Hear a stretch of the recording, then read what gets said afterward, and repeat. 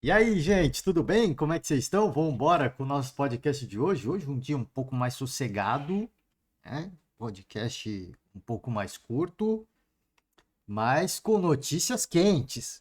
Com notícias quentes. Adenor Leonardo Bach é este cidadão que está aí na tela, Tite, anunciado oficialmente pelas redes sociais do Flamengo, hein?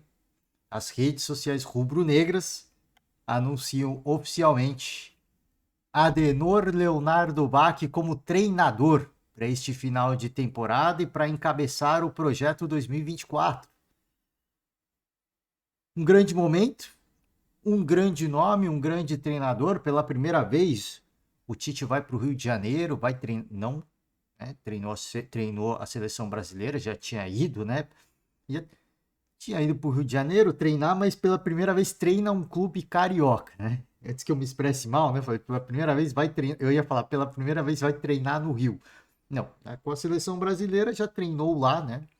Agora, pela primeira vez, ele vai treinar um clube carioca. Teve passagens pelo Rio Grande do Sul, por Minas Gerais, por São Paulo, e agora ele chega finalmente na Gávea. Era a notícia mais quente, né? Era a tendência, né? Mais quente não, era a tendência, né?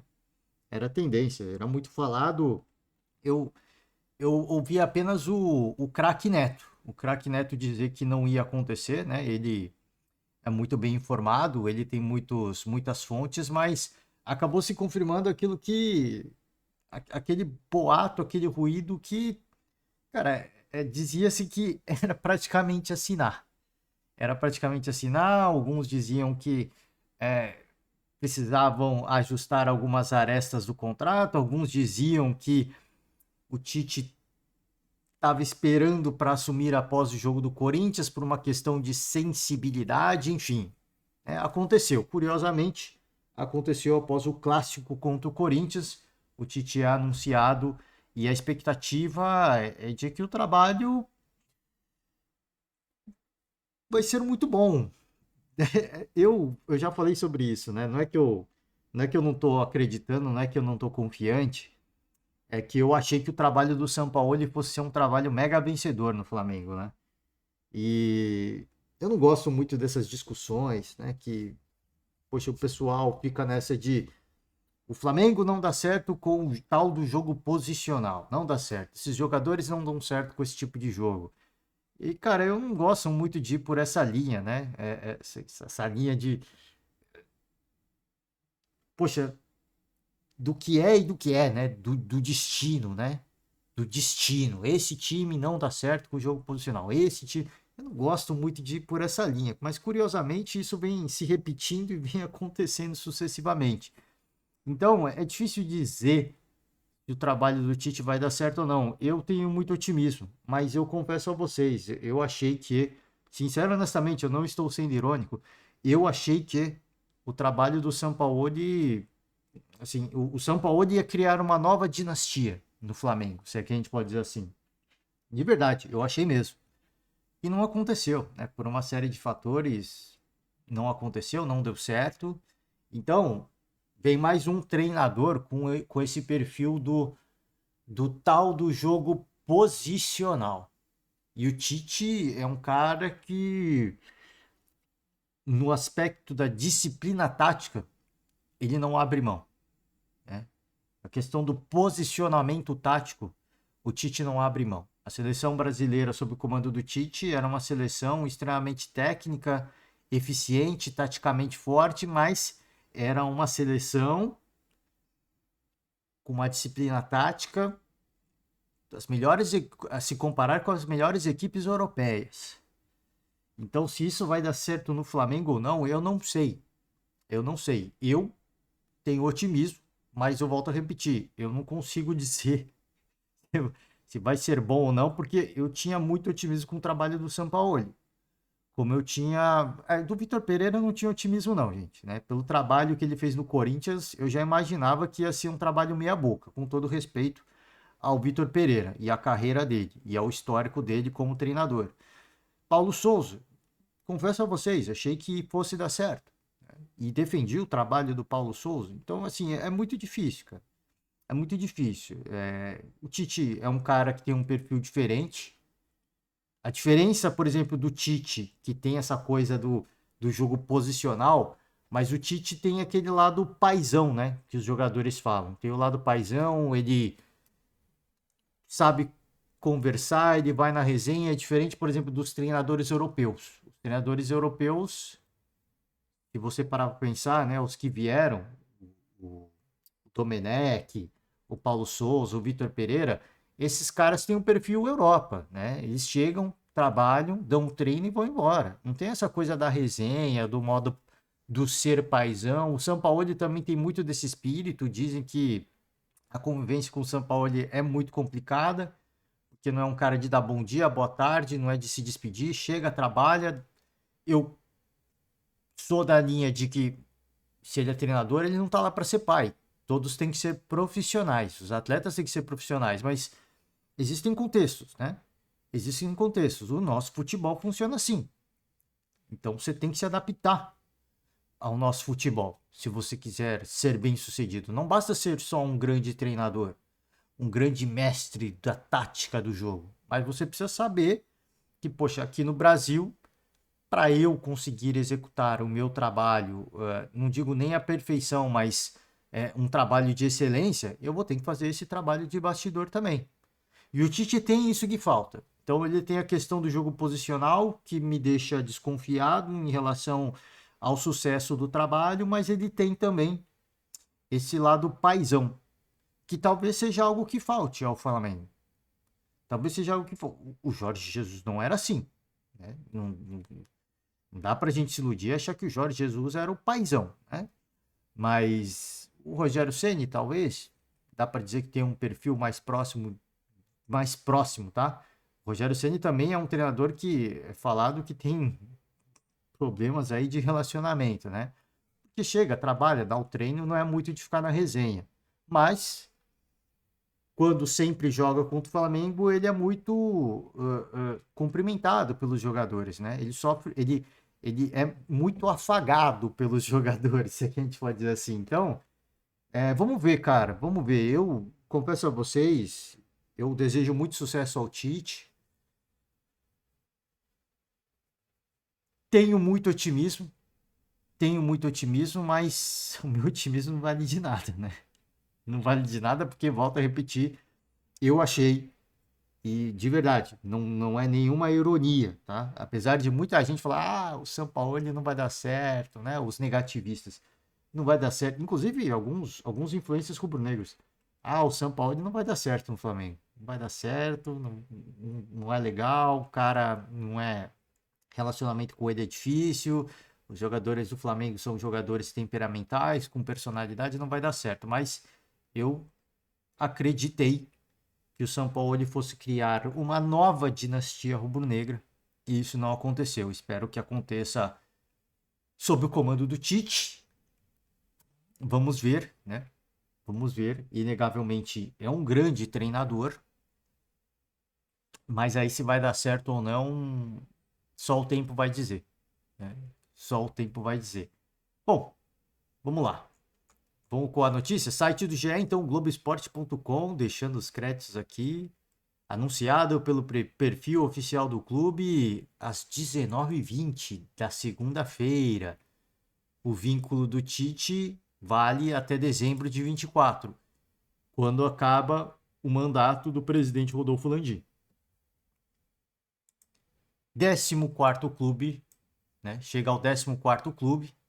E vamos ver aqui alguns números do Tite, para o torcedor rubro-negro se empolgar, né? E tem que se empolgar. A carreira começou em 90, com apenas 29 anos, no Guarani de Garibaldi. Depois passou por Caxias, Veranópolis, Ipiranga e Juventude, todos no Rio Grande do Sul. Acho, tá? Veranópolis, mas todos os outros são do Rio Grande do Sul. Eu acho que são só o Veranópolis que eu não sei, tá? Peço perdão aqui a todos os torcedores do Veranópolis. Trajetória de grandes títulos começou em 2000, na segunda passagem pelo Caxias, onde conquistou o Gauchão, superando o Grêmio e Internacional. Na sequência assumiu o Grêmio aproveitamento de 57%, rendeu um título gaúcho e um da Copa do Brasil. Teve curta passagem pelo São Caetano e colocou o seu nome na história não só do futebol corintiano, mas do futebol brasileiro, quando passou pelo Corinthians. Comandou o Clube Paulista entre 2004 e 2005, 9 meses de trabalho com 57%. Mas os títulos é que eu quero mencionar, né? Atlético Mineiro, terceiro clube da Série A que o Tite comandou. Ele teve uma breve passagem pelo Palmeiras, né? 4 meses pelo Palmeiras. 2007 se arriscou pela primeira vez fora do Brasil, oportunidade dos Emirados Árabes. Foram apenas 6 jogos antes de retornar ao país natal e comandar o Internacional. Tá? Vamos lá? 2 meses no Al-Wahda. Você vê que treinador extremamente experiente, né? Até iniciar a sua segunda e mais vitoriosa passagem pelo Corinthians. Foram mais de 3 anos. Conquistou o título mundial, a Libertadores da América, Recopa Sul-Americana, um brasileiro e um paulista. Um colecionador de títulos com a camisa do Timão. Em 2014 se manteve afastado e escolheu viver um ano sabático. No fim do ano foi contratado novamente pelo Corinthians, a terceira passagem pelo clube, e depois assumiu a seleção brasileira.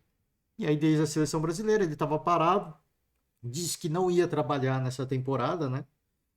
Mas é compreensível, né? A volta do Tite é em virtude da carência de propostas, né? Da carência de propostas, não que não tenha recebido propostas, mas imagino eu da carência de propostas de grandíssimo porte, né? Que o agradassem em termos de projeto esportivo. E trabalhar no Flamengo, vamos combinar, né? Uma coisa assim que eu acho que qualquer treinador gostaria. Qualquer treinador. Por mais que o cara tenha identificado com o clube, tal, ou outro clube tal, treinar o Flamengo, acho que, né, é motivo de, olha, faz o olho de qualquer treinador brilhar. E aí, para completar, né, analista deixou o Palmeiras para trabalhar com o Tite, já tinha trabalhado com o Tite na seleção, né? Lucas Oliveira. Bom, vai ser motivo. Trabalhava no Palmeiras desde 2020, com a função de observar jogadores no mercado e fazer cruzamento de dados com possíveis nomes para reforçar o elenco comandado por Abel Ferreira. Ele trabalhou, faz parte da comissão do Tite e foi lá trabalhar como treinador. Só que o que eu, assim, o torcedor do Palmeiras já está num momento, né, de muita bronca, né, com, com a gestão alviverde, e essa saída do Lucas Oliveira deve aquecer os bastidores do clube antigo Palestra Itália, tá? Vamos embora, vamos com... Enfim, gente, deixar mais uma vez aqui os meus parabéns ao Flamengo por ter conseguido a contratação do Tite, porque como eu disse, ele falou que não ia trabalhar essa temporada e eu acho que foi difícil. Por mais que seja uma proposta sedutora, um salário agradável, acho que não deve ter sido fácil a negociação, né? Porque é uma questão de, poxa, eu falei que não ia treinar e eu voltar vai pegar mal.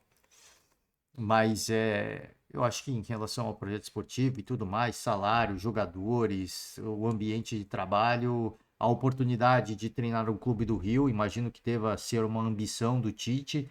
Acho que tudo acabou dando certo. Desejo muito sucesso, uma longa jornada para o Tite no Flamengo e que seja bem sucedido, tá?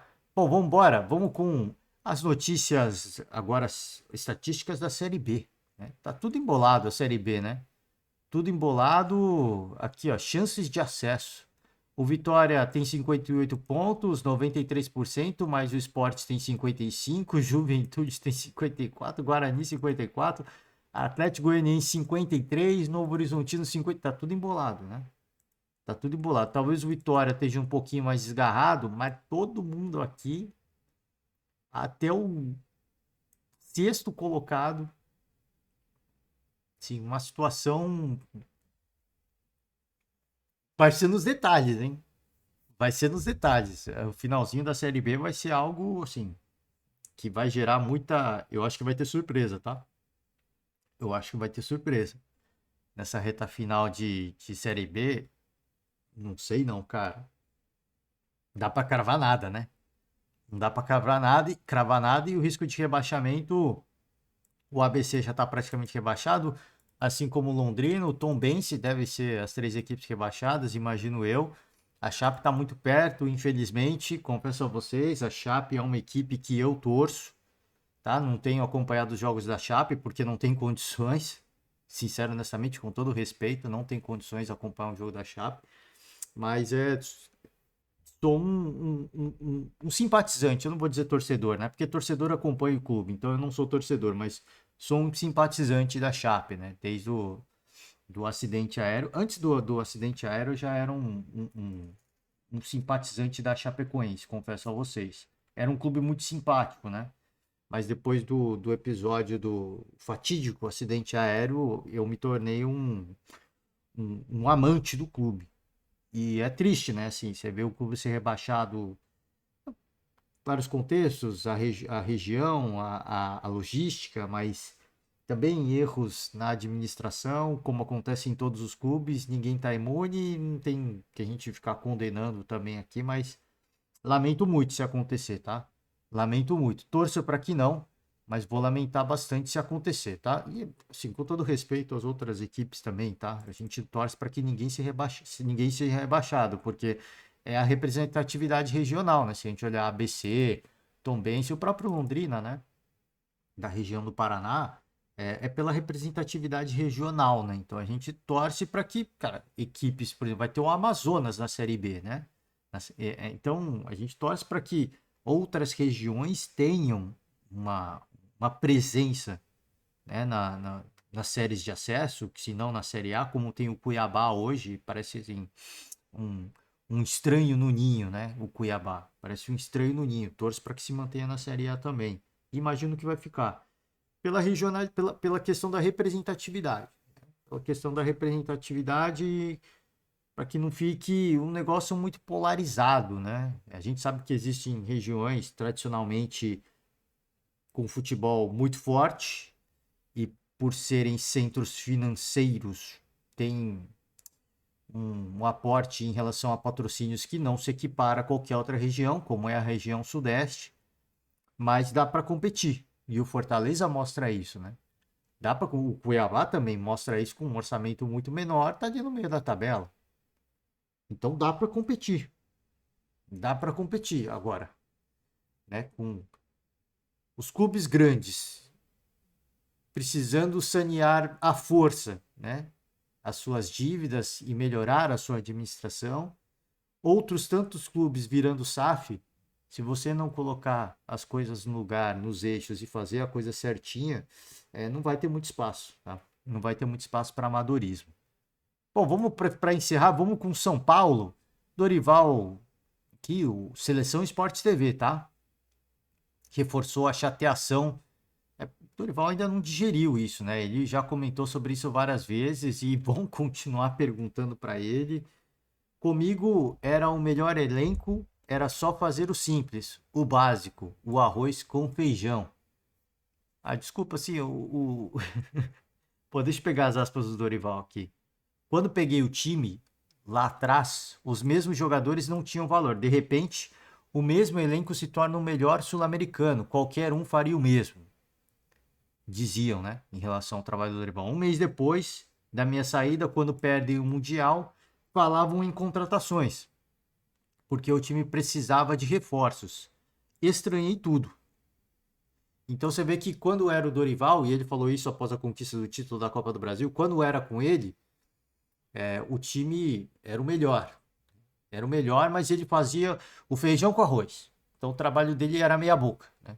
Era meia boca. Não era um trabalho autoral, não tinha futuro, porque era um feijão com arroz. Mas o time era muito bom.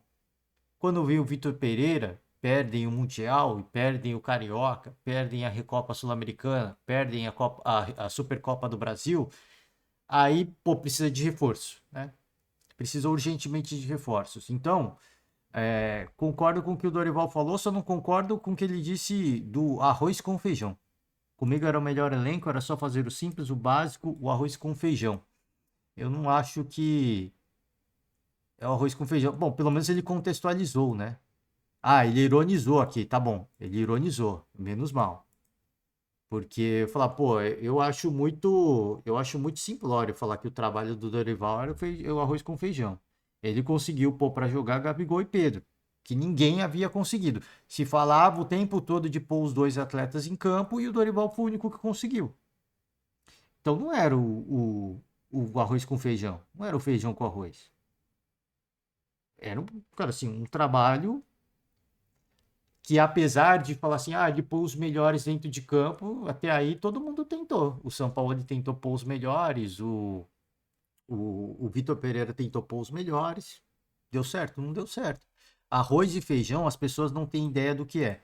É você chegar antes das 7 no seu clube, exigir que o trabalho da comissão seja extensivo e vá até o fim do dia, que cobre três maneiras de atacar o seu adversário e três de poder ser atacado para apresentar conteúdo aos jogadores. E isso demanda muito estudo. Então você vê que existe um menosprezo ao trabalho, e ele fala, poxa, o estudo em relação ao adversário eu preciso de três maneiras de agredir o adversário, de machucar o adversário, e três maneiras de como eles podem nos agredir. E com base nisso, ele determina as formas de trabalho, a semana e como tentar sair vitorioso. E por isso ele é bem sucedido.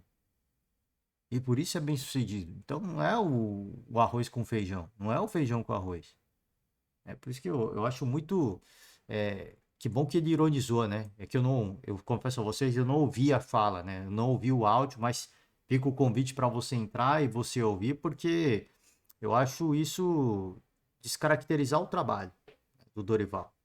É você menosprezar o trabalho de um profissional que é extremamente vencedor e provou isso mais uma vez ao conquistar um título inédito com a camisa tricolor. Bom, vamos lá. Mas aparentemente ele disse que, né, que tem a vontade de voltar ao Flamengo para terminar o trabalho, mas você vê que há uma mágoa ainda, né? Existe ainda uma certa mágoa em relação à não continuidade do trabalho, que imagino eu, este sim, eu achei que o do Sampaoli, né? O Sampaoli ia criar uma nova dinastia. Esse sim, Dorival Júnior. Esse sim, para mim, se tivesse continuado no Flamengo, este teria criado uma nova dinastia no Flamengo. Mas, muito provavelmente não vai acontecer no curto prazo. Não vai, porque o São Paulo vai fazer de tudo para manter o treinador e o Flamengo agora está com o Tite. Então, acho muito improvável que num curto prazo o Dorival retorne ao Flamengo para completar o trabalho que ficou inacabado, segundo o próprio treinador, tá? Caleri foi operado na Argentina e deve voltar somente em 2024. Aconteceu, né?